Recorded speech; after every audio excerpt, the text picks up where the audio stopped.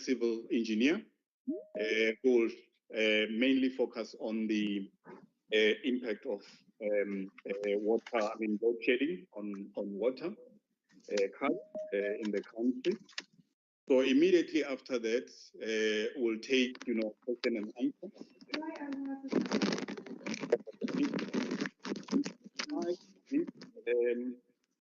Colleagues, let's mute our mic. Thank you very much. So immediately after the two presentations, then we'll take questions and answer session. So colleagues, all of you who are joining us online, good morning once again. So I would like to now call Mr. Warwick Pierce, who is joining us online to kickstart the media briefing. And then immediately after that presentation, then we'll have Mr. Odwa Badi, who will take us through his presentation. Over to you, Warwick. Thank you so much.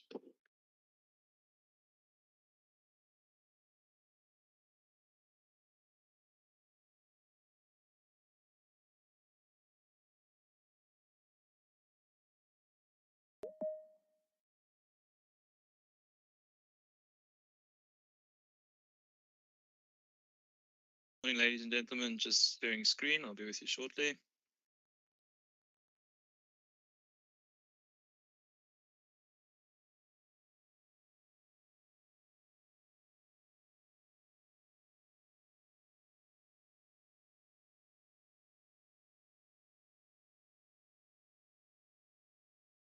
Just confirm that the screen is visible. David? Yes, we can see Warwick. Please go ahead. And please be on camera because we've got our television colleagues. Thank you. Okay. Thank you, David. Morning, ladies and gentlemen. It's Warwick Pierce from Energy Centre or Energy Systems. We do work around energy planning on a national, more of a regional basis. Hence the reason why I'm giving this presentation. So we've been asked to talk about the electricity crisis in South Africa. So what we're doing is we're taking a point of view of saying, well, what are the numbers saying to us? We're not going to be providing our opinions, but what is this sort of a robust scientific analysis saying to us? So just before we start the presentation, we obviously know that we're in an electricity crisis. So the news is not particularly positive, or so please don't shoot the messenger. But it's good that we at least look into these, have these discussions. So the agenda for today, and I think we said around about 10 to 15 minutes. So we'll be going through it very slowly. It's not going to be particularly technical. This is going to be talking about the electricity crisis, how we got here. So that's the second agenda point. And then sort of where are we? We know we're in a crisis. Some people use the analogy of a gap. We have a gap in terms of supply and demand. The question is, how wide is that gap and what's happening with that gap? So for today, we want to just inform and assist decision makers to make smarter choices. This is our sort of overarching goal at the Energy Systems or Energy Centre at the CSIR. We're working with various government departments and other research institutions looking at the electricity crisis, around energy planning, what can be done, what are the options. So this field is very active, obviously, based on the severity of the crisis. So for today, we want to present data and analysis to provide a scientific basis for the discussion of the ongoing, and unfortunately, that second word is very important, worsening electricity crisis. So I think government and specifically Eskom has been quite transparent and open about the fact that we're in an electricity crisis. I think the thing that hasn't maybe been discussed that well is that the crisis is actually worsening. And that's what we've seen throughout with load shedding from last year. So when we talk about the crisis, we normally refer to load shedding, but sometimes it's good to sort of look at it from a helicopter view or get a bit more of an ecosystem point of view to say, well, so we apply systems thinking. And just around systems thinking, there's sort of two types of feedback loops. So any student that's done systems dynamics will look at two feedback loops, and they generally give you this introduction of the bunny population. So we know that with the population of bunnies is increased with the amount of births. So the more bunnies you have, more the population increases. The more population you have, the more births you have. So this is what you would call a reinforcing loop on the left. And on the right, obviously, if there was nothing else to it, then you would just have an increase in population and it would explode exponentially. But we know that there's a reinforcing loop because as the increase of population, there's an increase in deaths. Deaths reduce the population. This is what we have called a balancing loop. And I know this seems very arbitrary to the discussion we have today, but it's actually very important because unfortunately, we're on the left. We're in a reinforcing loop currently with the electricity crisis. And I'll explain on the next slide how we got there or why. So the ESI or electricity supply industry in South Africa, we know that we're in a crisis with load shedding. The first thing to understand is that load shedding is used as a proxy. It's a very good proxy to see how bad it is. But we should really note that it's a symptom. So load shedding is a symptom to the problem. It's not the source. The actual problem is that supply is not able to meet demand, or more recently, reliably meet demand. So the source, if we try to isolate the source, a few years ago, it was first a capacity shortage. So we didn't have enough megawatts or enough generation capacity in the system. Then we've moved more recently to now capacity and an energy shortage. So it's not just about our megawatts, it's also megawatt hours. So just looking at this diagram at the bottom here, we're starting with a capacity shortage, which then leads to what we call sort of keep the lights on at all costs. So you sweat your existing capacity. So the Eskom fleet is pushed as hard as possible to keep the lights on, to try to reduce the amount of load shedding, to reduce the amount of diesel that we need to burn. This unfortunately then would lead to inadequate maintenance or not frequent enough maintenance, which then leads to increased breakdowns. And we'll see a few slides on where we've actually gone quantified that in terms of how much is increased breakdowns. Eskom calls it unplanned maintenance. The problem with increased breakdowns is you don't know when it's going to happen. So it's obviously impossible, very difficult to plan for. So this then leads us to reduced availability. So even the megawatts that we have on the system right now are not available or reliably available, which then which causes an electricity crisis, which we're seeing directly as load shedding, and this also feeds back in terms of capacity shortage. So this is again what we've got a problem here is we're trying to avoid load shedding by sweating the assets, by maybe not doing adequate maintenance, and this increased breakdowns is also not just about inadequate maintenance or reduced maintenance, also the aging fleet of the coal power stations in South Africa. So this is why we refer to as saying we're in a reinforcing loop. So what's important to understand is that significant intervention is required. Without significant intervention, things will continue to get worse. But fortunately, we're seeing governments step in and making plans. So just sort of stepping back again, what we're seeing here is this is gigawatts. So this is the amount of generation capacity from 1965. You'll see on the right here all the coal power stations that have been put online from Komati all the way down to Kusile. And extremely impressive in the 70s, the 80s, and the 90s, the Eskom was building multiple, very big coal power stations at the same time. It's from an engineering point of view, this is quite a feat. But from sort of 1990 and specifically 2000s, no more new builds in terms of the coal power station. So we're seeing this sort of flat lining, and then this is Kusile and Medupi sort of really optimistically shown here. This dark black line that you're seeing is the 35 gigawatts. So that's the peak demand that's required for the national peak demand. So when Eskom sort of got to make plans, they say, well, we need to at least cover 35 gigawatts. So that's the black line that we're seeing here. But which is clearly to note is that we're currently in an electricity crisis, and we're around about this point, 2022, the end of 2022, 2023. But even in 5 to 10 years' time, we're sort of talking about this dip on the other side of the mountain. So if everything stays exactly the same now, the electricity crisis will get significantly worse. So the same graph, just a different scale.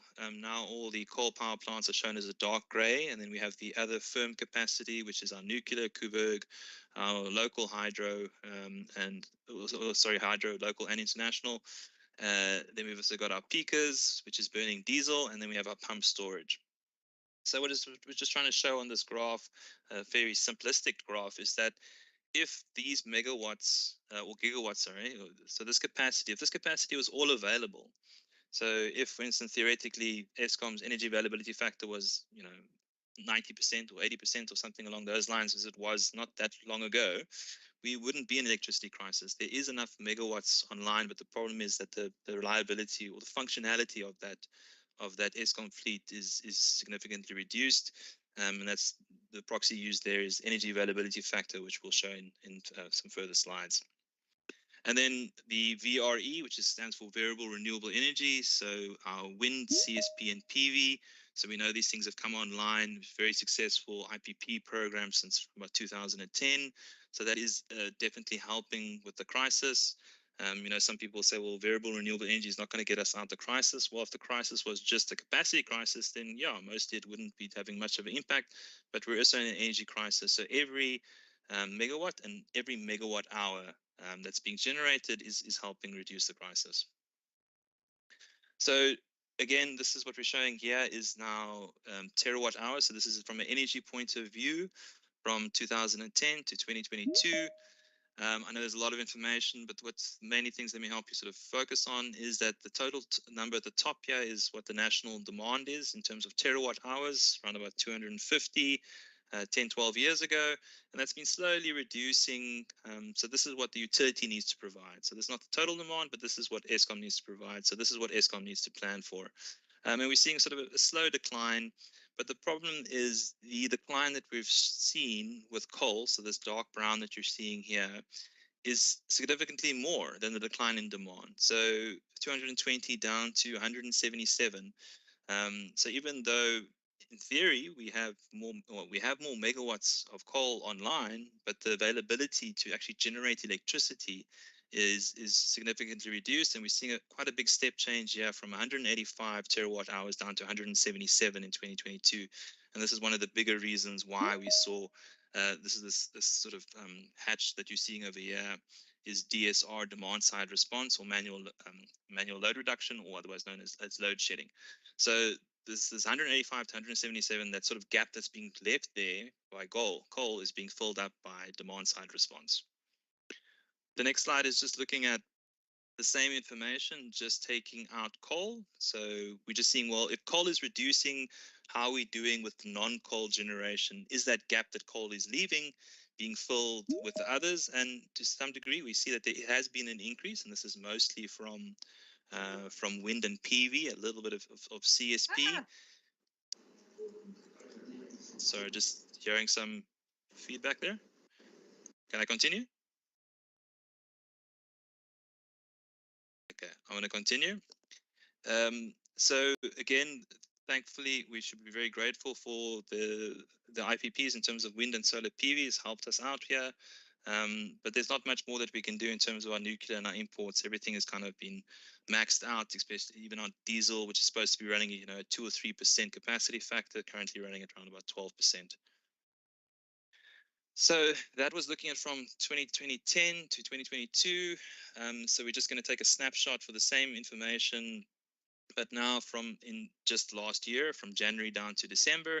And we're seeing the same trend that we saw on an annual scale, now on a monthly scale, where from January down to December, again, a decrease in the amount of coal, that's the amount of electricity that's coming from coal. And this has just got to do with the reduced availability of the Eskom fleet, or the coal power station specifically. So every time we're seeing this kind of reduction that you're seeing here, for instance, from November to December, that's being filled up with DSR or load shedding. So how did we get here? Why is we've got these megawatts, but why are we not able to generate enough electricity to cover the peak and to cover the energy demands? Well, the short story is that the declining EAF, or energy availability factor, which I mentioned earlier, is a useful metric to say what is the functionality of this Eskom fleet. So, you have 10 cars, of those 10 cars, and if you had a car rental place, how much of them are actually available at all times? Or so what can we actually rely on, when we want to do marketing or whatever? Can we say we've got 10 cars? Well, if you've only got half of them available at the time, then you've only got 5 cars essentially. And that's what we're seeing, the same thing with Eskom. And this is going not as far back, but 2016, but 2017, the energy availability factor wasn't much below 80%. Go back another 10 years, we're above 90%, some of the best performing fleets in the world. The Eskom supply industry, or the Eskom fleet, was really internationally well known and recognized as a top performing fleet. Unfortunately, there's been a general and steady decline with the years. And we're seeing this 2017 down to 2021, so just above 60%, and then for the first time dropping on an annual basis to below 60% at 58.1%, and even sort of new lows that we saw last year, December, the first time that we've seen a weekly low below 50%. So really is of concern. So as mentioned earlier, there's the two different components to maintenance, what we're showing here in the blue. So this is the probability of the different types of maintenance, planned versus unplanned. So blue is planned, the unplanned is this kind of pink. And then what we're showing here is the different years, 2018, 19, 20, 21, 22. So in 2018, the planned maintenance and unplanned maintenance wasn't too different. It's a little bit more unplanned maintenance or breakdowns.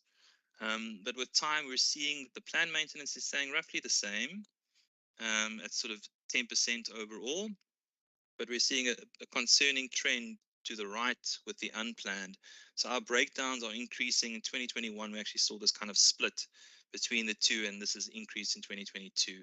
So again, we have this problem where the Eskom fleet is being, we're sweating the assets, which is again this reinforcing loop that was mentioned earlier, is causing a capacity shortage. We're sweating assets. We've got inadequate or not enough maintenance, increased breakdowns. We've got aging power stations. So we're just seeing this increase in unplanned maintenance or breakdowns, which is in reducing the availability, which is worsening the crisis, which is reinforcing.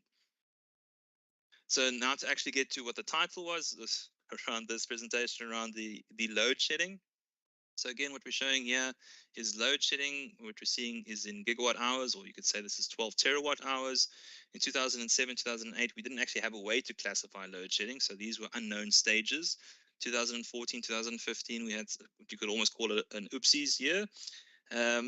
Which was very big, and we spoke about in 2014 about the electricity crisis. But just this graph is just clearly showing since 2018 we've had a sort of almost an exponential growth that we're seeing here, and a significant step change from 2021 to 2022.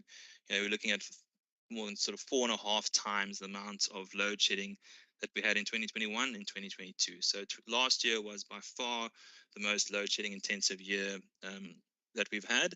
And also what's other thing that's concerning is that before, it was on average, most of the load shedding happened in stage 2. But in 2022, the most prevalent stage of load shedding was actually stage 4. We're seeing this 3,824 stage 4 versus 2,856. So, significantly more. And then as we did before, we're also going to look at it from last year. So that was on an annual basis. Now we're looking at just in 2010. We're seeing, again, a lot of information in terms of the different stages. I think a good summary of how this is looking is that we know in the second half of the year, so from July to December, more than 80% of the load shedding occurred for the entire year. So up until June last year wasn't that bad. It was following kind of similar trends. It was a bit more than previous years, but since July, things have gotten as the amount of load shedding has increased significantly. So the last slide around this is the question is, so we've seen this trend in terms of declining energy availability factor. And the question we get asked quite often at the energy systems or at the CSIR is, when are we going to see a turnaround? When's load shedding going to end? I think there's two sort of metrics that should be looked at closely to say, well, if this is giving an indication if we're nearing the end of load shedding or not. I think the first one is to say, well, have we reached the turnaround point around the energy availability factor? And just looking at this graph, this is still sort of what they would call investing a falling knife. You don't want to catch a falling knife. You need to first see, well, when does it start stabilizing? And unfortunately, from January and February, we know in our personal lives, right now I'm in load shedding, that things have not improved. So the question is, how much further are we going to go down? So once we can see the energy availability factor stabilize and then start to improve, that'll be a good sign for things improving and load shedding, potentially coming to an end.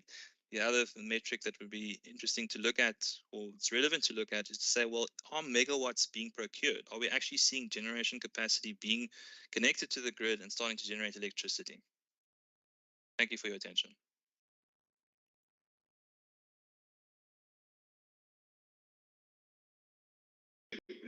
Thank you so much, Warwick.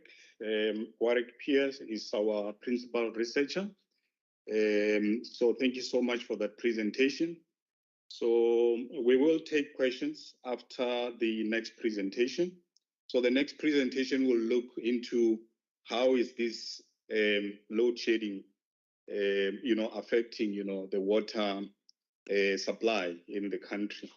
So I would like to call upon Mr. Odwa Badi, who is our senior engineer, senior civil engineer, to take us through this presentation. I would like to also welcome all the journalists who are joining us now. Welcome. You'll have an opportunity to ask questions after this presentation. Over to you, Mr. Odwa. Thank you very much, colleague.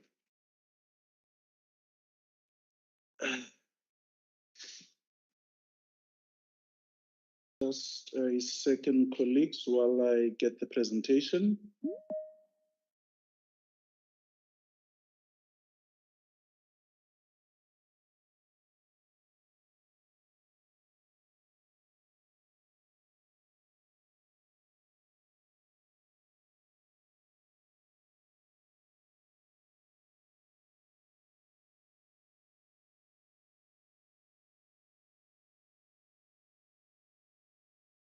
Okay. I hope I'm audible. Thank you very much, colleagues. Thank you. Welcome to the public again, and my colleagues in the water center and in the water industry. My presentation is going to focus more on how my colleague Warwick's electricity presentation is going to feed into this within South Africa.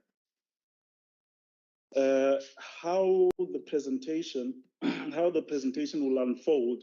Firstly, we will have a look at how does energy or electricity mix with water? When is it needed? And then the second part, which we'd like to focus more on, is if this electricity is not there for the water needs, what happens? And how does the system react, and who is affected when we don't get this water, this electricity for water use? Lastly, which we also want to focus on as CSIR, is the different solutions that we provide for the various challenges in water supply. I think it's firstly important for us to discuss the relevance of the topic. Why is it important for us to understand that electricity is needed for water supply? I think the most important and the constitutional mandate that we have, which is captured very well under Section 27, 1B of the Constitution, that everyone has the right to access to safe water. And I think we should all, as Water Service Authority, aspire to that. And then other relevant information that we have, which was, which was captured by the Department of Water and Sanitation Master Plan, very well, which the Master Plan was published, I think, in 2020, where they indicate 64% of the households in South Africa have access to a reliable water source. The inverse of that, which means is approximately 36% of South Africans do not have access to a reliable water source. Then we also look at how do we use water as South Africans. If you look at the graph in the middle, agriculture takes about 61% of the water use that we need in South Africa. And then with municipality, that is residents and also commercial and businesses that need that water for 27%. So holistically speaking, the biggest contributors, which is 89%, is both agriculture and and municipal demand. And agriculture, that's why it's important for us to pay attention to this topic. Agriculture, we are speaking about our food security. And with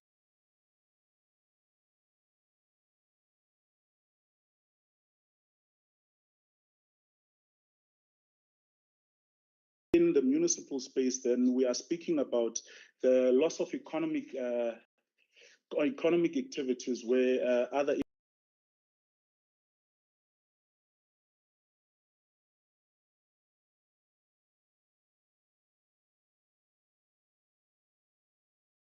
industries need water to do this, to run their businesses. So lastly, just to paint a picture of this relevance, in the master plan, it does indicate for us to meet our SDG goals, which are the Sustainable Development Goals, to 2030. That goal is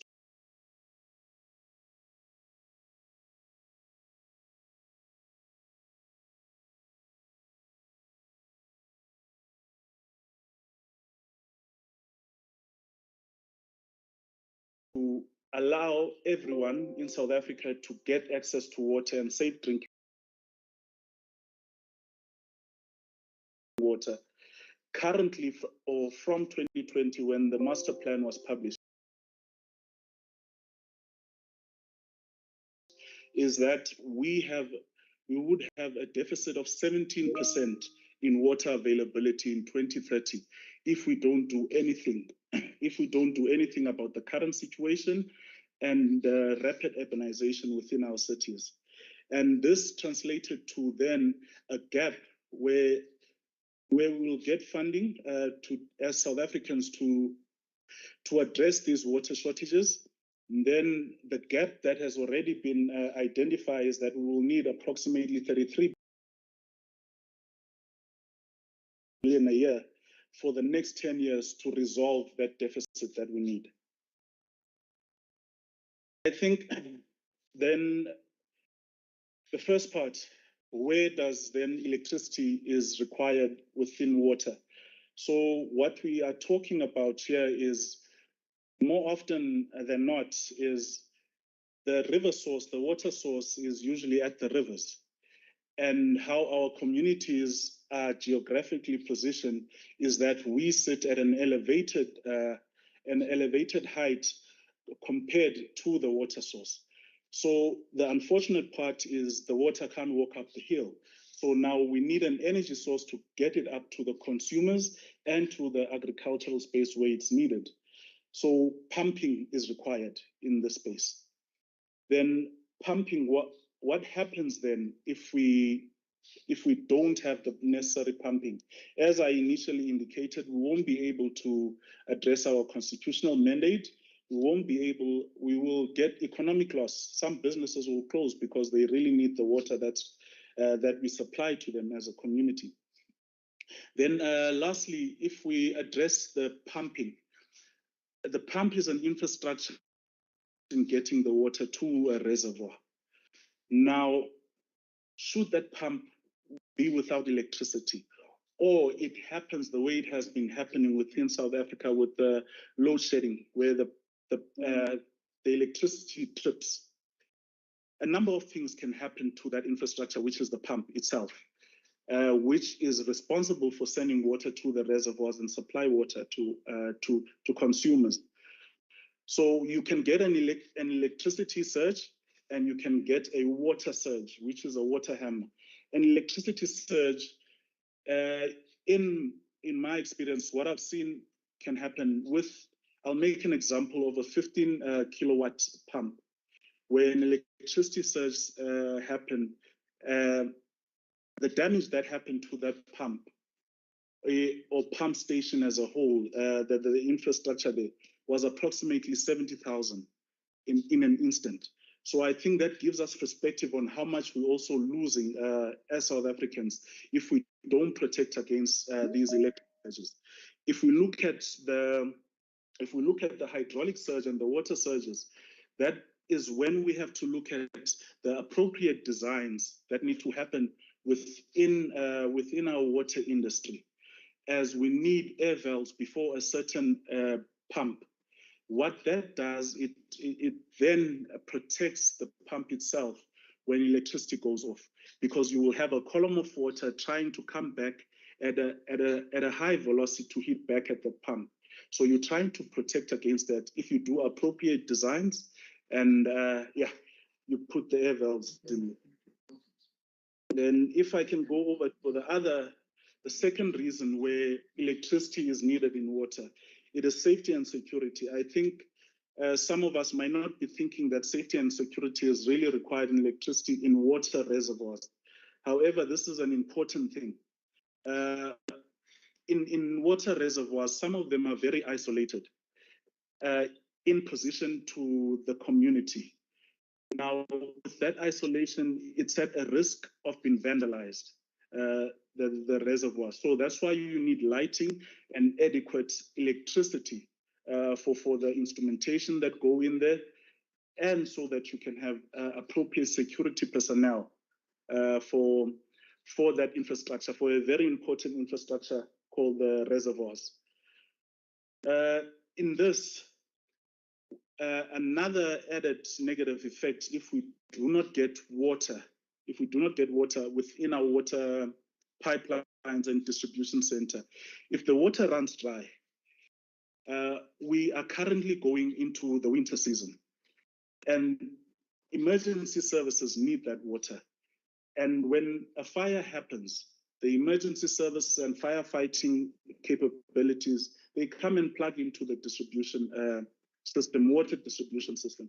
And if there's no water while they are trying to switch off a fire, that might cause devastating effects to that property or that developer that is affected by that fire. I think we go then to the last part, which I previously just briefly touched on, which is automated instrumentation, electricity within our reservoir sites. We also need electricity for the instrumentation. The instrumentation assists us with measuring the water levels and maintaining those water levels. Why is that? We need to ensure that the reservoirs do not overflow into adjacent properties of the reservoir, where the municipalities might be at risk of getting claims because of damage to property. So this instrumentation is very important. And if we do not get the necessary electricity for this instrumentation, the water does overflow. Number two is we are not able also to observe our minimum night flow. Our minimum night flow is very important for us to work our water supply, water infrastructure very efficiently. So those are the things that we are trying to minimize to save water within South Africa. If I can move on, then allow me just to take you through where a surge happened, electricity surge happened in my previous experience. And these were the results of the reservoirs, the reservoir levels, which went down, and how they went up when the pump was inevitably fixed. So if I can make a few examples, I think I'll start with the 3.5 megaliter reservoir that you see there and the tower. That 3.5 megaliter reservoir and the tower is that green line that you will see.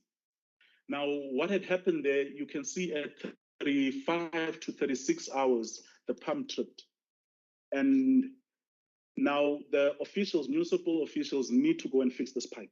The unfortunate part is now there is no pumping happening because the pump tripped because of an electricity surge. So if we observe the 3.5 megaliter reservoir, it went down from 80% to 50% within 12 hours. If we observe the graph that we see there, then again from 50% to 20% within another 12 hours. This is according to the human settlement guidelines, is that when there is no water supply to a reservoir, there should be at least 24-hour storage. Currently, this seems to meet those guidelines and those standards. And it went down the further 6 hours, from 20% to zero in 6 hours. Now, this stayed at a very low reservoir level for some time. And what happened in this case, maybe just to bring you the perspective on how it affects South Africans, in this reservoir area, there are 1,560 households that are being supplied by this reservoir. There are 211 businesses and commercial stands within that reservoir zone. And the area is approximately 14 kilometers squared. Then if we make another example, I think let's choose a different example. Apologies. Let's choose a different example where we'll see how illegal connections play a role, rapid urbanization plays a role, water losses and water leaks and unaccounted water plays a role. If I take you through this example, if we look at the 20 megaliter reservoir, which is the lighter blue line within the graph, that seems to be the reservoir that got affected the most. And if we look at it, even it trying to replenish, it took a number of days to try and replenish. Now, what are the facts about that reservoir? It's a 20 megaliter reservoir. The reservoir took from 80% to 50%, 5 hours. From 50% to 20%, a very critical level, another 5 hours. That is 10 hours, which that is not sufficient. And I must indicate that depending on the elevation and how the community is structured geographically, at approximately those 50%, 60%, the high-lying areas start not getting water from this reservoir. And if you look then, if I go further from 20% to 0%, it took another 5 hours, which holistically took approximately 15 hours to get from a top level to 0 level. And I say top level, I will justify now because it started at 80%. So this then shows a bigger picture or paints a proper picture on why the reservoir also can't get to 100%. The household in the area are 43,900 households that we have in that distribution zone. 123 businesses and commercial land uses. The consumption in that area is 21 megaliters. And let's stop a bit there. The size of the reservoir is 20 megaliters and the consumption is 21 megaliters. Already the consumption is more than the storage volume itself. And we're now not talking about, because when you are designing and planning for a reservoir, there are certain and different capacities that you need to plan for. There's the firefighting, which I previously mentioned. That quantity needs to be there all the time so that firefighting can happen at any time. In this case, it shows that this 20 megaliter reservoir might be in trouble if a pump goes down. And I think another added effect where I indicate about illegal connections, the metered connections in this distribution zone are only sitting at 65%, meaning an entire 35% of water is not metered. We are not sure where it is going in this distribution zone. I think it was important just to take you through what happens when a pump fails and how the reservoirs go down and run dry within different distribution zones. There are different examples also there. I think in the interest of time, I'll just stick to elaborating on those. I think the more important thing is for us to elaborate on the solution. We as South Africans are, I think we cannot dispute, we are in trouble in terms of water supply, in terms of electricity supply. I think it's important then for us to be focused at coming together and discussing more solutions on how we can mitigate this. So as it currently stands, according to the Department of Water and Sanitation Master Plan, we were sitting at 41% non-revenue water, and of this, 35% is through water leaks. So we need to do something about this. And to give you a perspective on the water that we're losing from this non-revenue water, it's estimated at 1,660 million cubic meters a year that we are losing through these water leaks. And then if we then go to the money that's related to these water leaks, that is an approximate 9.9 billion rand a year that we are losing that can be used somewhere or to assist in our water infrastructure. And this 9.9 billion per year was calculated using a water tariff rate of 6 rand per cube, which has gone up now. I think if I stand corrected, it's approximately 8 to 10 rand per cube now. So if we continue in this path, we're going to be losing more money. And I think this is money that we as South Africans can use. So some of the solutions that we look at CSIR, we deal with a number of solutions for the industry, for water and wastewater infrastructure use, and also monitor water use, so we can also monitor the efficiency on how water is used. So at the CSIR, we do have a CARS app. This CARS app is mainly focused at reporting incidents of water and wastewater infrastructure. When you see that sanitation leak, when you see that pipe leak, unfortunately, currently, in many of our municipalities, they don't have sufficient instrumentation to put on the ground to be able to see these water leaks. And that's what CSIR helps them with. So we create such apps. Then secondly, also, we do help assist within farmers, trying to assist them in their water use, because irrigation, as you saw, takes 61% of our water consumption. So if we can reduce that, that will be a great benefit to South Africans. So farmers can look at something like the drip system, and at CSIR, we are assisting them to see how different trees and different plants, we're doing research with them, different trees and plants actually consume water, so that you don't irrigate and the plants actually does not need water, and water just evaporate, is lost to the environment. So those are the different technologies that CSIR also can get into. The other solutions I think we need to then focus on is the hydropower. There are solutions like the hydropower that we can implement. I think on the next slide, I'll dive deeper on in terms of hydropower, biogas, ocean wave technology generation, wind and solar. I think biogas, I would have loved to expand more on that, but I have colleagues that are dealing with that, with the biogas, that are teaching me. I'm learning new things as we go at CSR. They're doing a beautiful job in trying to get biogas from wastewater to be able to get electricity for maybe the wastewater treatment plant. Now, another solution that can be implemented, we talked about pumps. A pump can be operated in many ways. And the new ways that we are proposing is variable speed drives.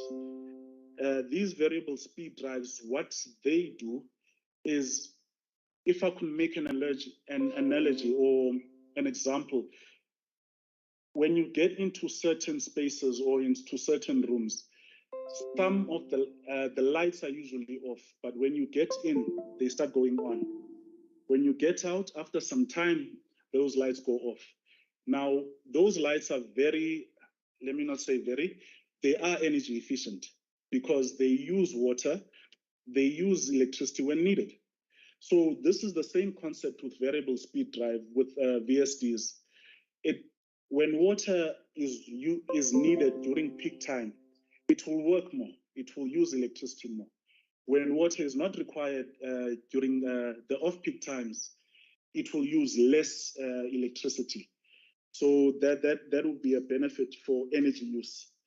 And the next thing, sorry for that. Then some of the technologies, the smart water management system that we can use, and I briefly touched on what CSIR does that. We have a team also of smart water use. They are doing wonderful things. They are the ones also working with farmers under the water center. So yeah, I'll also just give you a few examples of these smart management devices that can be used. And then we can also implement water reuse measures. Our partners, the government and research partners, last year, I think it's the WRC and the university and IMESA published the reclamation and reuse guidelines for South Africa. That was last year in 2022. So what is required now is for us to campaign for those guidelines to be used. Where farmers can use it, they should use it. Where mines can use it and reuse their water, they can use it also, those guidelines. Okay, as I indicated, I'll be going a bit deeper in terms of hydropower. Now, in terms of hydropower, I'd just like to mention something very small that we captured in the International Energy Agency report, which allows South Africa to be able to use these different energy mixes, whether it's fuel, whether it's biogas, whether it's be hydropower, in all of them that we can use to solve our solutions. So what the International Energy Agency reports, the Africa Energy Outlook in 2014, they estimated that sub-Saharan Africa will contribute about 3% of the carbon emissions in 2040. So that's not even now. So in 2040. So for us, I think this allows then for us to be able to tap into the different energy sources to get electricity for our water use. So if I can go deeper with hydropower, briefly explain it. Hydropower is basically using the natural water stream or the water that's within the pipe. You put a turbine in line of that water stream as it's flowing. That turbine turns and generates electricity. So basically that's hydropower. And we do need to pay attention to a number of things when we're working with hydropower. If we are going to talk about rivers, we're going to have to talk about environmental laws. We're going to have to talk about how we're affecting the river flow. And I believe as we are trying to sort out this water crisis as South Africans, the environmental colleagues will be working with the water colleagues for us to solve these things. So that's the parts. Then if I may quickly take you through a study, I'll briefly mention through a study which was done in 2016 by University of Pretoria and the Water Research Commission, where they discovered the research was done in KwaMadiba community, rural community within South Africa. And what they were looking at the comparative costs in terms of providing electricity to different communities. So, and if you look at the results that they have here, and they rate them according to the operational life years, where they looked at the comparison. If you look at the blue line, it represents hydropower, small-scale hydropower plant. The red line, it represents the grid, where Eskom will be trying to put transmission lines to the community, then distribution power lines to give the community electricity. Then the last one is diesel-operated infrastructure, like a generator, for instance, to give them electricity. And if you look at those comparative costs, hydropower wins all the time in terms of cost comparison. So meaning we can benefit from hydropower by using a bit less money, than compared to other energy sources. So to take you further, remember I indicated about the smart water management systems or tools that we can use. So currently, the world average of water consumption is sitting at 173 liters per person per day. However, we as South Africans are sitting at 237 liters per person per day. This can be attributed to that 41% non-revenue water, where we don't know who the water is, and also the rapid urbanization. And in trying to solve those solutions, I mentioned the VSD and how it works. Then also you have aerators that you can use. Aerators have been recorded, they can save at least up to 30% of the water that you use in the taps, and they can be retrofitted. So we need to look at this. Then to address night flows, we can put PRVs where there's too much pressure to minimize the leaks within the system.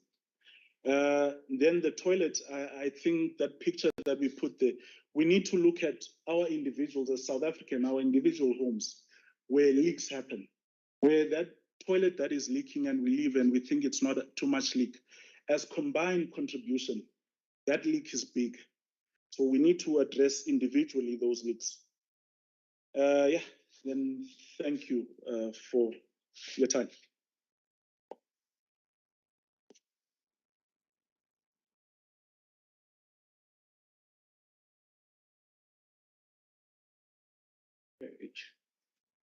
Thank you so much, colleagues.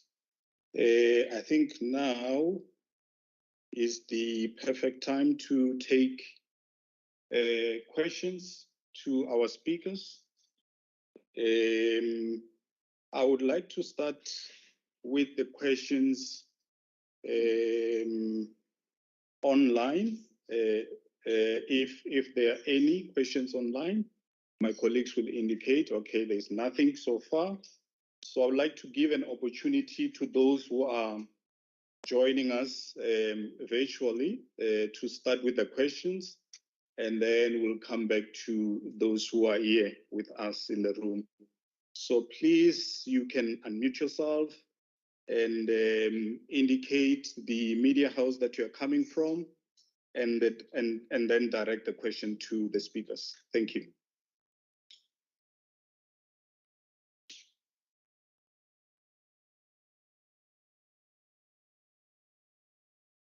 Not sure if there are questions because I can't see. Let me just remove this. Okay, please go ahead. I just want to.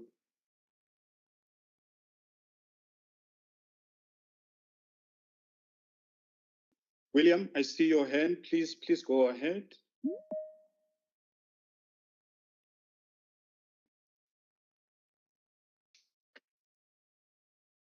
Not sure if you are muted because I can't hear you.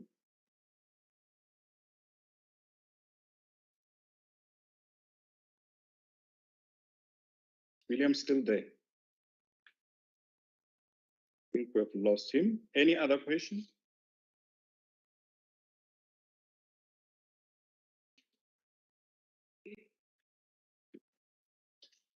Okay, please. There's a question from Christelle. How long will our water infrastructure still withstand continuous and high phases of load shedding? And that's from Marula Media.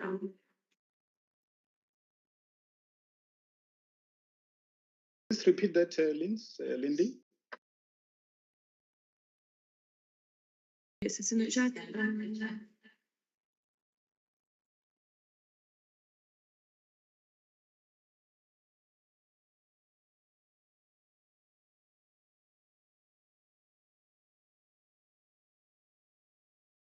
You, Crystal, will address that. Any other question? Don't see any hands from the colleagues who are joining us online. Any questions from the room? We've got Stumo from SABC. Please go ahead, sir. Thank you very much. My question is for Warwick PS. Okay. I had mentioned that the energy availability factor is actually related because the megawatt on the system does not reflect the megawatts that are supposed to be there. Basically, it's saying that the megawatt on the system are sufficient to carry us without really load shedding. But like, does it attribute this wholeheartedly to the reduction in the coal that's been used over the years to generate energy, or what other factors are actually contributing to this declining energy availability factor? Warwick, please just indicate if you are able to hear us. Yeah, I heard the question. I'm happy to address it. All right, let's take more other questions before you respond to that.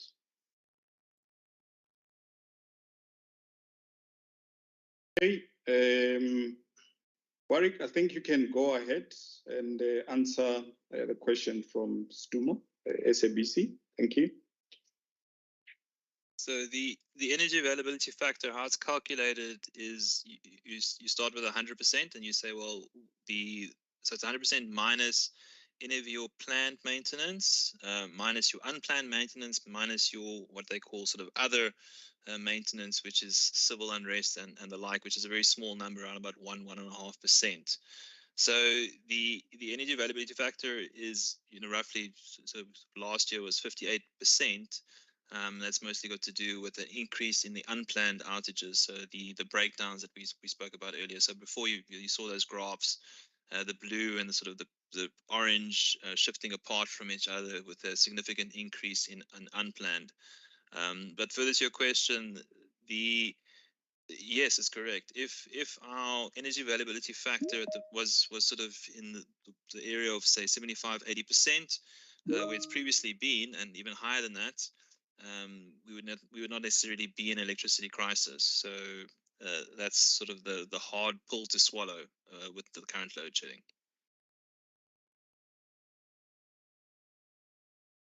Thank you, Warwick.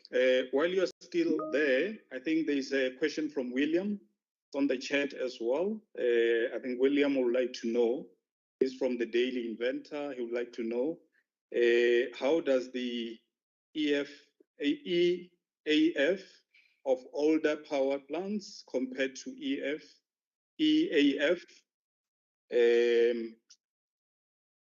Apologies for that. Okay, EAF plants of power plants built more recently. So you would expect your functionality of your newer plants to be a lot better. That's obviously new things work better. That's fairly common knowledge. The short answer is we don't have the different power plants. We have the data provided by Eskom, which is per technology or generation technology. So we see coal or thermal power station, as they call it, as a group. But in short, we can say that we know, for instance, Kusile and Medupi should be, sort of 80-90% availability.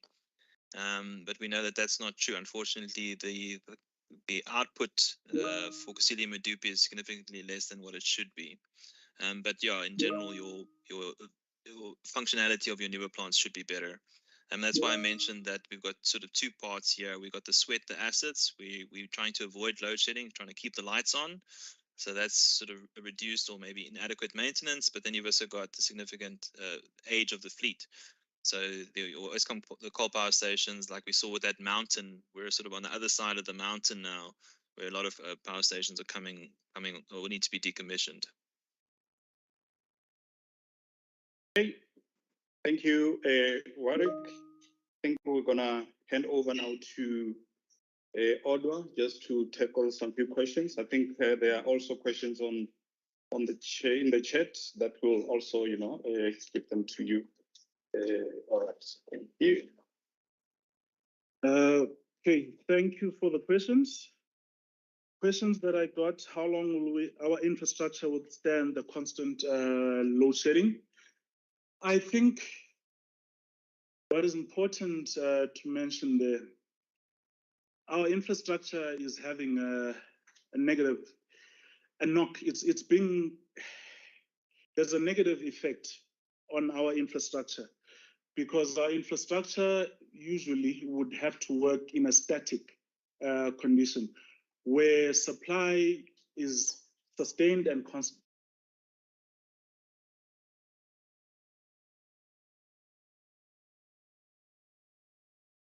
To a certain extent. For example, when I showed the graph of the reservoir that went to zero, at a reservoir, the lower section of bottom section of the reservoir, that's where sediments sit at a reservoir. So that last 5 to 10% is really not supposed to be used and going to people. So now what happens is when it's on and off, you are more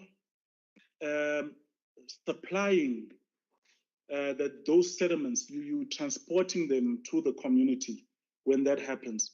So we need to, our supply needs to be a bit more constant. Then secondly is, I think we're well aware that maintenance has not been focused on previously.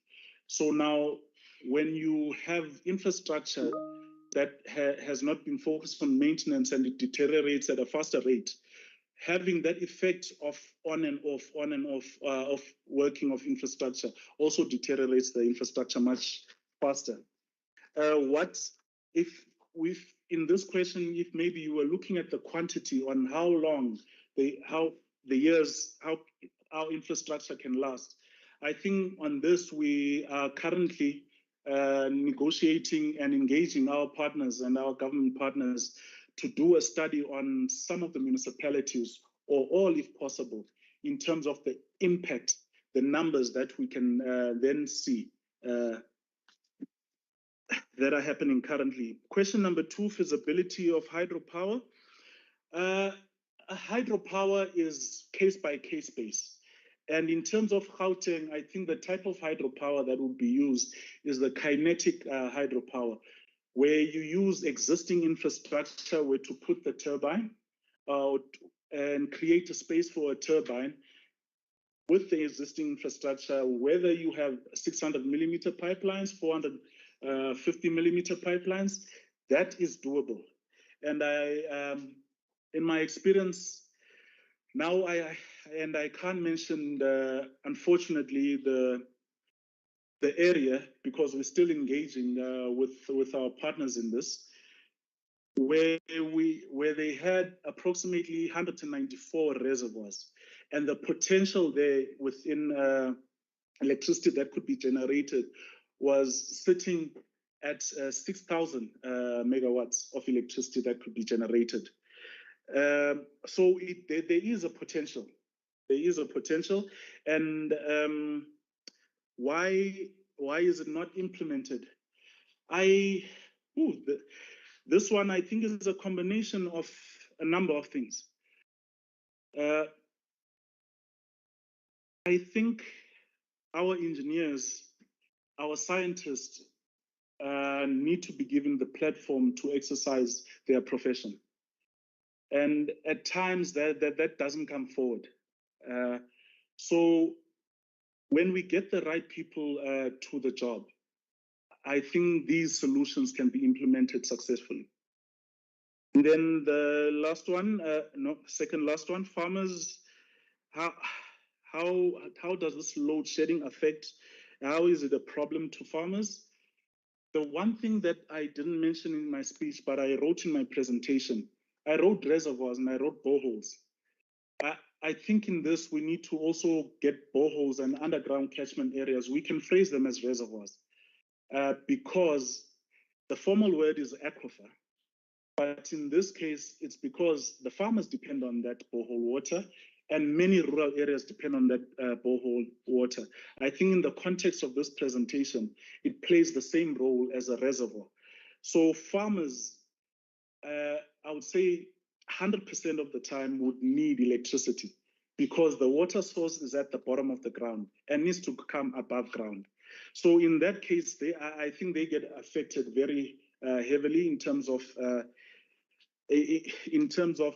these energy cuts. Let me stop there with that.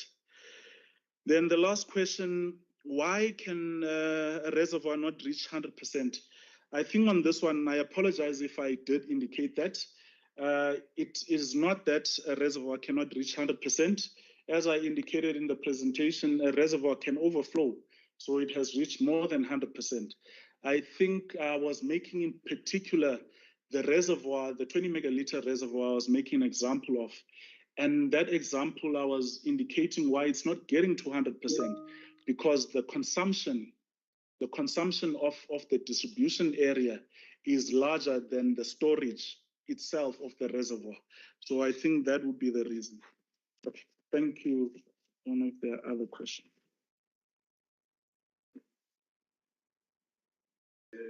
You can just stay here. Okay, we'll have another question. Warwick, you will come in quickly. I think we have a question for for Odwa, just a sec, here in the room. Please go ahead, Stu. Thank you very much. Well, I'd like to mention that we are actually losing about 9.9 trillion in terms of the non-revenue water. Yes. So I just wanted to know, when you mentioned the issue of electricity, lack of electricity, failing to pump the water upwards, how does that exacerbate the situation of the non-revenue water, the issue of electricity not being able to pump the waters to the desired levels of the reservoirs? Okay, in terms of how do we, I'm going to try and rephrase your question. So how does pumping not having electricity to pump, how does it affect or include into the non-revenue water? In this case, those two would not meet. The non-revenue water, I was talking in the sense where we assisting the electricity situation, because as water engineers, we can assist in using our water efficiently. Because if we're throwing away 35%, which is the water losses, if we withheld and did not throw away that 35%, we would have less water to pump.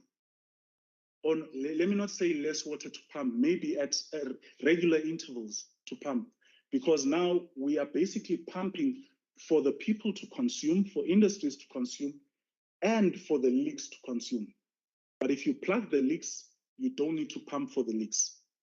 So that's how they assist each other. Yeah. Okay. Thank you so much, Odwa.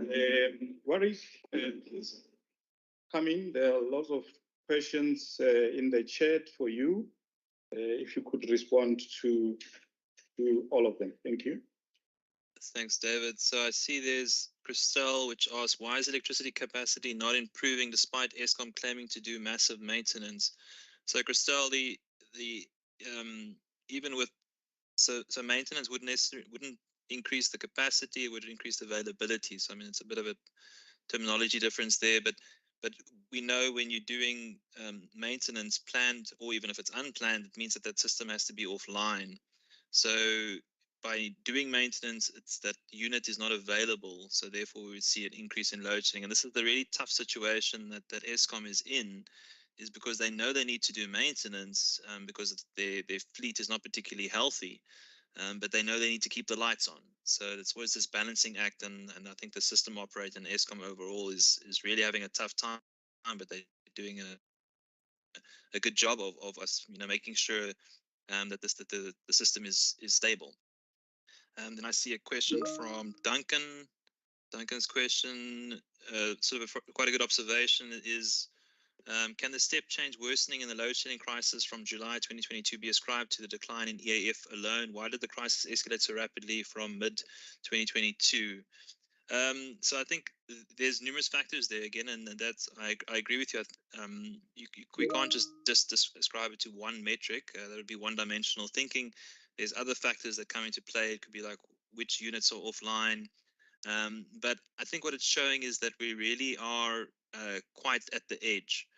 And that's what we're saying, that Eskom is trying to sort of push along, and that's what we saw from, say, January to June, and getting it right most of the time. And maybe there was some delayed maintenance just to keep the lights on, and at some point you got to say, well, we can't keep on delaying maintenance. We have to do this maintenance. We can't keep on just burning diesel. It's extremely expensive. So we're going to have to start load shedding. I mean, obviously, so we know in December we had Kuburg unit go offline, so therefore could be attributed to the significant. So December last year was the highest month of load shedding on ever. And December on its own was more than any previous year. So just the load shedding we had last year, December, was more than 2021, which was the previous highest amount. And then I see there's a question from YouTube. In case of stage 8 to total shutdown, would there be any backup for the country? So I think it's important to understand that load shedding is a emergency response. I know we it's, as I've mentioned, I'm currently in load shedding. It's an everyday event, sometimes 2 to 3 times that it's happening. that we need to, as South African citizens, we need to understand that this is an emergency response, and the reason why load shedding is happening is because supply is not able to meet demand, which would cause instabilities, which would then, essentially might lead to a total shutdown, which is what sort of a real blackout. The system operator drops demand, not voluntarily but manually, so it forces demand to be dropped, which is what we're seeing with the different parts of the country get on load shedding, or different municipalities. So that was done. If it's stage 4 for stage 8, it doesn't mean that we're necessarily any closer to a total blackout. It just means that the gap between supply and demand is getting worse. So I don't think if we move, for instance, if we're trying to limit, Eskom is trying to limit to stage 8. If we move to stage 6, sorry. So currently Eskom is trying to limit load shedding to stage 6. If we move to stage 8, which may or may not come in the winter months of this year, it doesn't mean that we're closer to a total blackout or total system shutdown. So I just want to give some people comfort there, that a higher stage doesn't mean, it means that the gap is getting worse, but it doesn't mean that we're necessarily getting closer to a total shutdown. I think the system operator and Eskom is very well versed, and has systems in place to make sure we don't get there. Okay, Warwick, I think there are other questions. Let me just scroll up. Not sure if you have answered to Duncan's question. Yeah, I think I discussed the step change. Yeah. Okay. All right.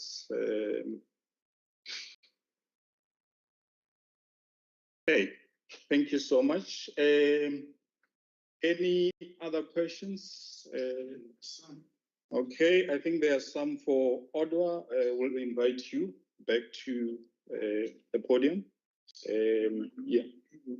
Okay. Thank you again for the additional questions. I think one I take is if hydropower is a bit cheaper, why is it not being utilized?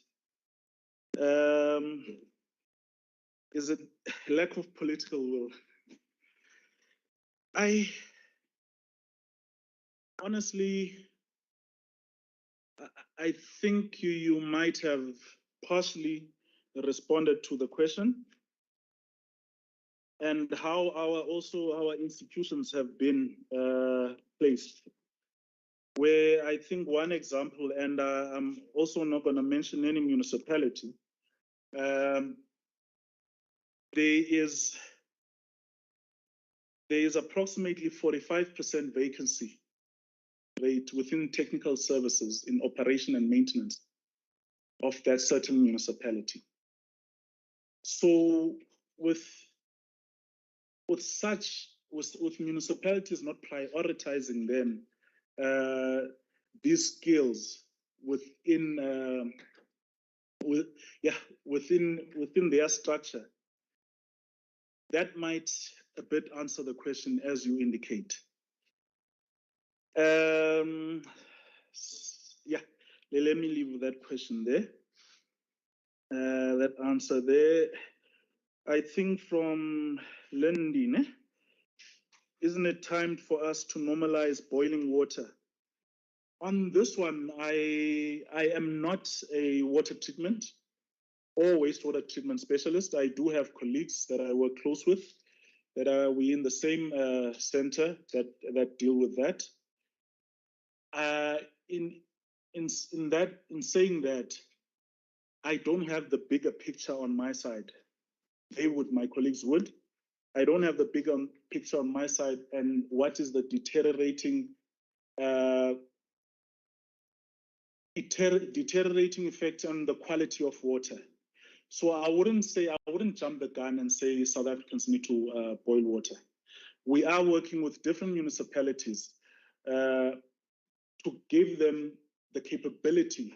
We also do capability building in the water center at CSIR to give them the capability to treat their water, to test and monitor different water quality so that it does comply with our standards, the SANS 241 standards for potable drinking water. So I will, from my side, I wouldn't jump the gun, and also I'm not deeply immersed in that space of treatment. More in conveyance of water. And then is there another one? Elevation, costly. I think what makes the question was asking, given South Africa is a high elevation area, it is costly for South African relatively to pump and to distribute water. I think where we are required to pump, we are using electricity currently. And we all know that electricity is getting much expensive and expensive and expensive. So it's starting to become unsustainable for us to be using one energy source to be able to pump this water. The unfortunate part is we are located where we are located. We have to pump where we need to pump. But yes, you are truly correct. It does become relatively expensive because of the pumping, because of the energy source. Then we need transmission lines and distribution lines to go to that pump station. And you know, then the added effect with a growing unemployment rate and poverty, then those lines that are in those pump stations become very vulnerable at risk of being stolen, theft, and vandalized. So yeah, then it becomes quite expensive for pumping. Thanks.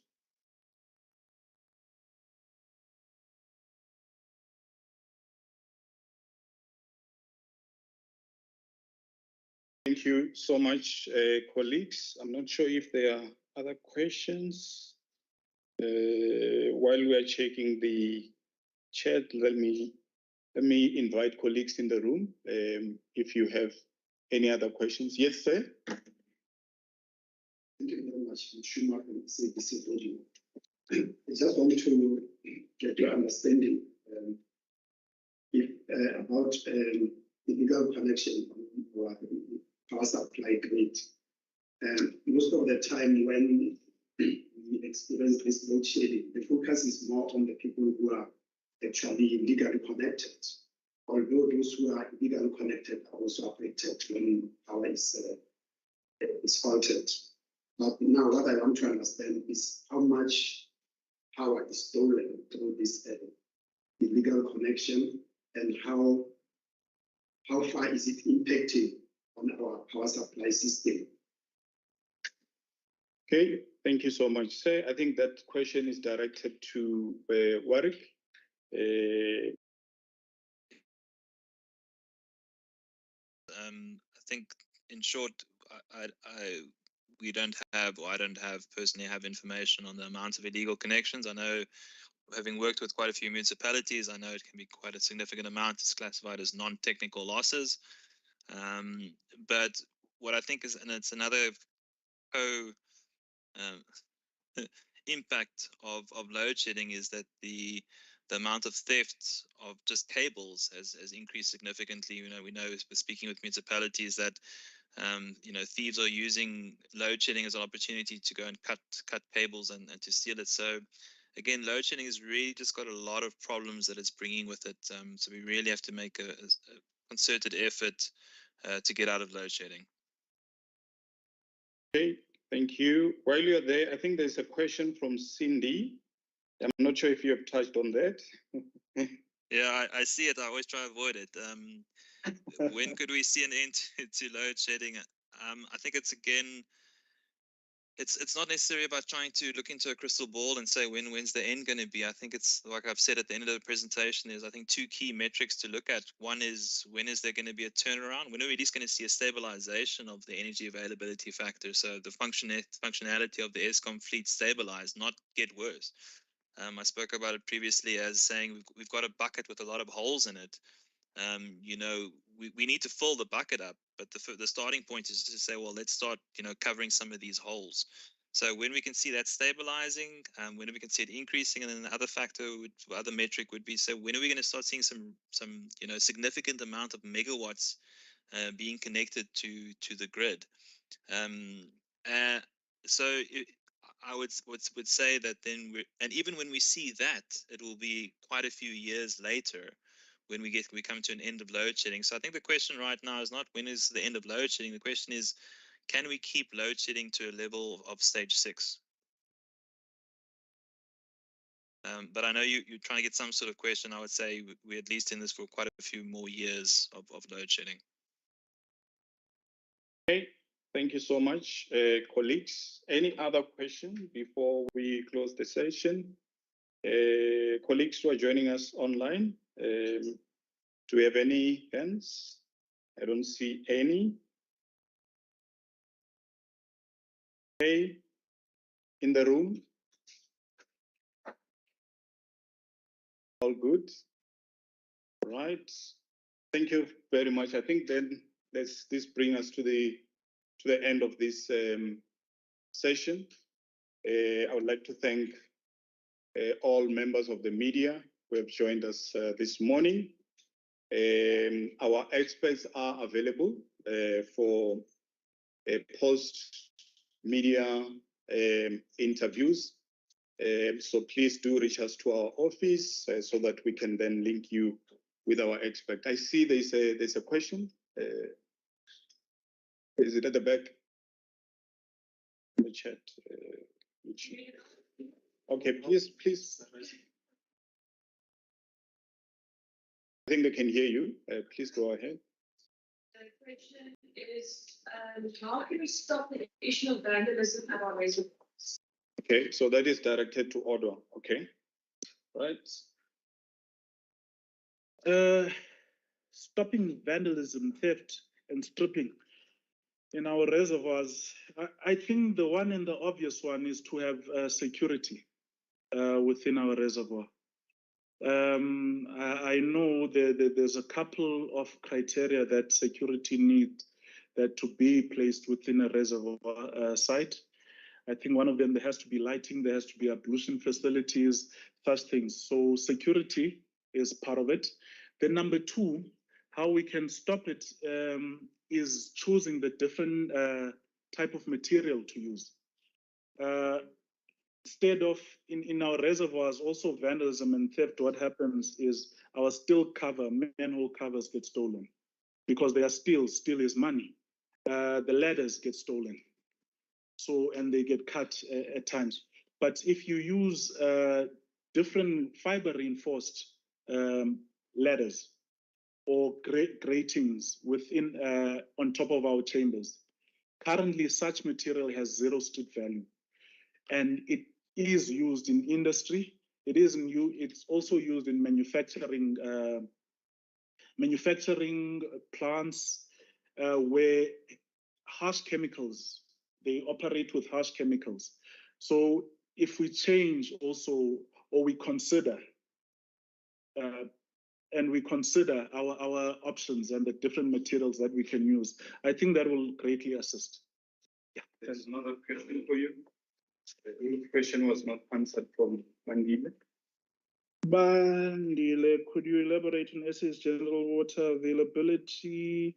I think, as I indicated, the availability, I think also our Minister of Water and Sanitation came out last year indicating that there is no crisis in terms of availability.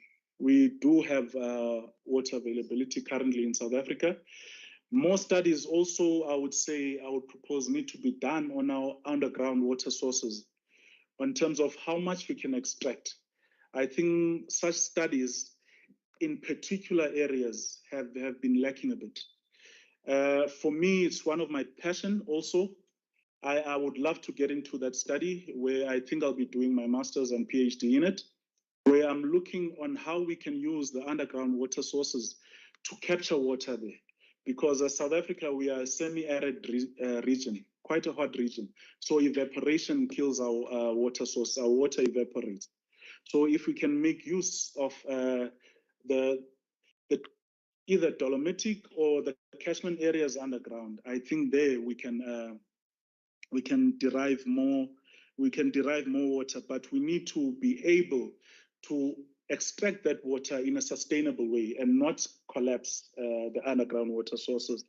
Thing availability, and then between the seasons, the water. I think the question is, please differentiate between the seasons in terms of deficit. As I indicate, I don't think there is currently an availability problem. In between the seasons, what does get affected during summer, as during summer we get a lot of evaporation that we need to protect against. And there are various technologies that we can partner with also internationally in terms of to try and mitigate that evaporation issue. During the winter season, the issue with the borehole water now, where it's usually used in farming and in rural areas, the issue there is during the winter season, the water level, the aquifer level goes down a bit. And I think even there, we are working with different municipalities to assist them in understanding the sustainable withdrawal of water underground. So one thing maybe that you might be touching on in terms of deficit is that we need to be able to protect the underground water source because it might be polluted because of our operation on how we're working on the certain mining activities and also human activities. So in there, we need to be able to come up with appropriate guidelines. I think many of them are there currently in terms of addressing on where from a water source, underground water source, you can establish or you can discharge sanitation and all of that. So I don't know if it addressed your question. Thanks. Okay, ladies and gentlemen, thank you so much for joining us this morning. I think this concludes our session for today. I would like to make this announcement that one of the purposes of this media briefing was also to release our annual statistics on power generation. So we will publish the report very soon. So we'll also share with you that report. So it will cover the load shading stats from January 2022 up until December 2022. So we will share that with members of the media who are here today, and we'll also publish it on our website as well. If there are no further questions, let me close this session. Thank you so much. If you feel like you want to interview one of the speakers, please do indicate. We'll organize that for you. Thank you and have a lovely day further.